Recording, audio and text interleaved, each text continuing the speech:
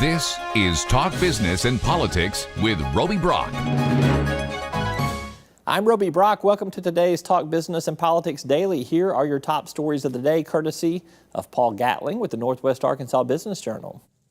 Parents who send their children to private schools or educate them at home would be eligible for funding from nonprofits fueled by donors who are given tax credits under a bill being considered by Arkansas legislators.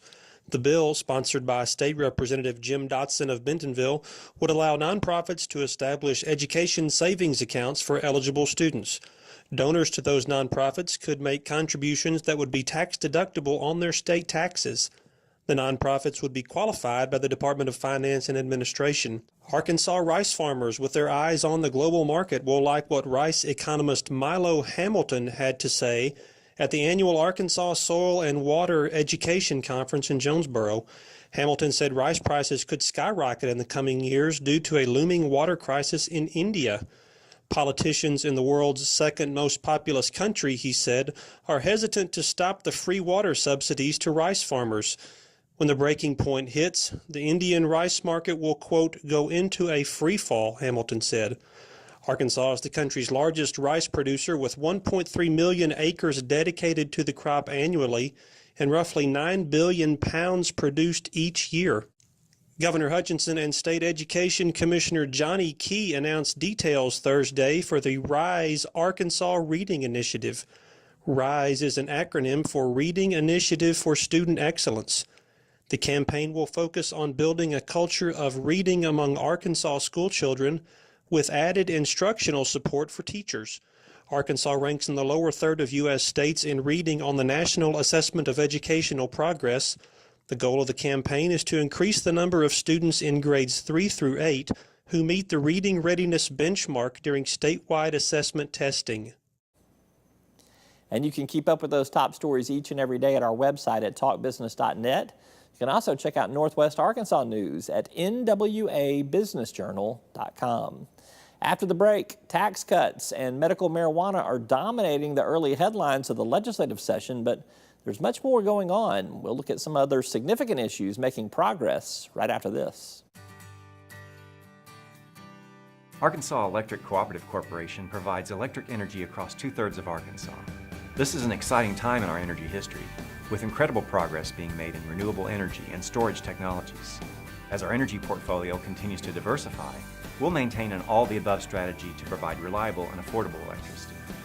Ever since the first light bulbs were placed in our members' homes, the electric cooperatives have been the solutions provider for our members, and we want to continue that well into the future.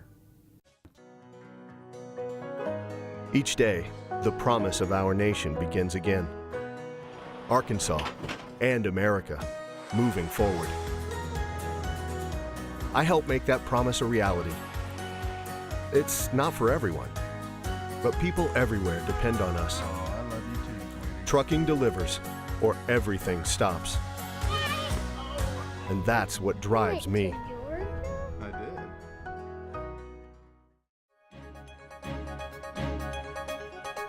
Tax cuts, health care, prison and sentencing reform, medical marijuana. We're in week 3 of the 91st General Assembly, and those measures are moving along. However, there's much more on the agenda. Here's a sampling from some legislators who are making additional waves. We have about 10 or 12 bills that we're working on right now that were all pre-filed. And so basically right now where we are is we're having conversations with other legislators. We're having conversations with stakeholders to tweak it here and there. I'll give you one example. I have a bill to waive judicial immunity if a judge was convicted of a bribe. And I also had in there that if they were found guilty of bribery by the Judicial Discipline and Disability Commission. Well, the JDDC came to me and they said they don't really make fines or findings of bribery, so it doesn't really make sense for them to be in there. So we're sort of making some adjustments in the legislation based on feedback we get from stakeholders. But kind of from a big picture perspective, we're really working with other legislators to figure out the best way to get it through the process and to get as much of it into law as we can. There's actually 4 bills and they all 4 kind of meld together. What I'm trying to do is this. Last session, of course, what we did is we went in and we totally reworked the structure of the lottery itself, of course, and removed the commission, put that under DF&A. And we did that in an attempt to try to improve our operations. Another thing that we did is we actually although we didn't lower the scholarships themselves, we actually restructured how those were paid out. And what we did, of course, is we made it so that more money is paid in the second year. By doing that, which is what we were trying to accomplish, it does allow for more money to stay within the program, because those students that are not performing, of course, we're not allowing them to have that money until they performed into the second year of college.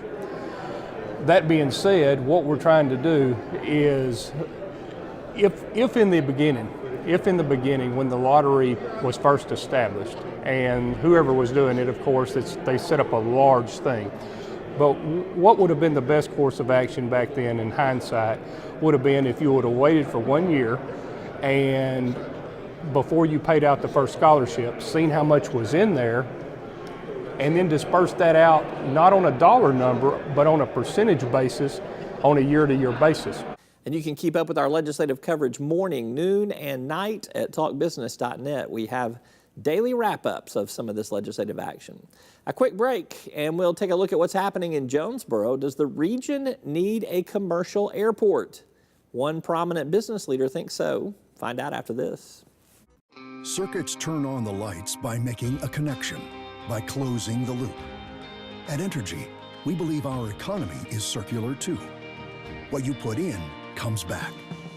So we invest billions in new infrastructure, which helps attract new industry, which helps create new jobs.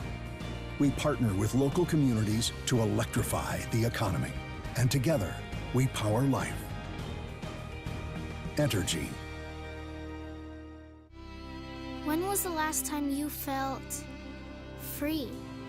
It's time to uncover that feeling again, with the compassion of a cross and shield, accepted by over 90% of doctors and specialists, and the power of a card that opens doors in all 50 states, giving you the freedom to love, to dream, to dance like no one is watching. Arkansas Blue Cross and Blue Shield. Live fearless. Part of our look at Northeast Arkansas for 2017, our intrepid reporter, George Jared, caught up with several business leaders in the region for their take on what needs to improve in Jonesboro and the surrounding area. One businessman, banker, and former Speaker of the House, Davy Carter, had an interesting thought. All right, let's talk about some regional development in our State of the State magazine. You interviewed several area leaders about needs for Northeast Arkansas. I'm intrigued by Centennial Bank's Davy Carter, who said he believes a commercial airport is crucial. What's the reaction to that notion? Well, Mr. Carter is the former Speaker of the House in the state of Arkansas. He's a very well-known businessman and politician in this part of the state. Jonesboro is a growing town. Commercial airline service. If you want to get onto a commercial flight, you've got to go to Memphis or Little Rock, excuse me. In Jonesboro, they have Air Choice One, which provides flights to St. Louis, but it's kind of limited. You can get a couple flights a day out that way.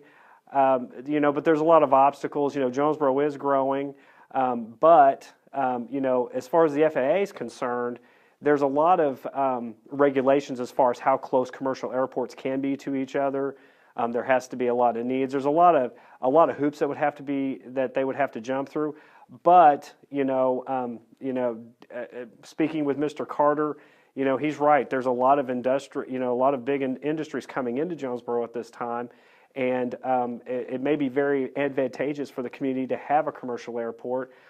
It's a subject that we at Talk Business and Politics, we're going to probably delve into here in the near future because I think it's a very interesting prospect for the region. That's George Jared with Talk Business and Politics Northeast Arkansas Bureau. You can check out more regional news on our website at talkbusiness.net. That's all for this edition of Talk Business and Politics Daily. We'll see you tomorrow.